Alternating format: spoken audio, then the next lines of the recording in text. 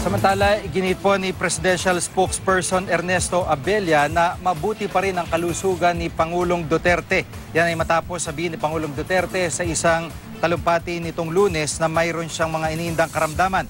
Kabilang na rito ang pananakit ng ganyang gulugod at ang pagkakaroon ng Berger's disease o pamamaga ng blood vessel sa bandang kamay at paa na karaniwang bunsod ng paninigarilyo. Ayon kay Abella ay anumang nararamdaman ni Pangulong Duterte ay bahagi ng pagod na dala ng pagkapangulo. Sa pagharap ng Pangulo sa Filipino community sa Cambodia kagabi, sinabi niyang posibleng ito na ang kanyang huling hirit sa politika dahil may edad na siya.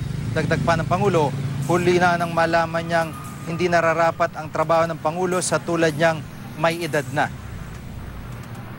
Pero matanda na kasi ako. I'm 72.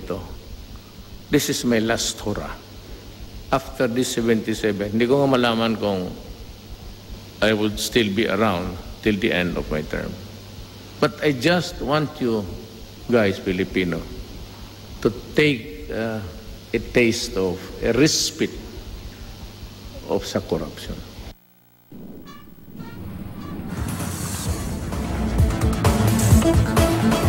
Samantala, sa ikalawang araw ng kanyang state visit, nakipagpulong si Pangulong Duterte sa hari ng Cambodia na si Norodom Sihamoni. Sa isang seremonya, sinalubong ng hari at ng kanyang mga honor guards sa Pangulong Duterte sa Royal Palace sa Phnom Penh.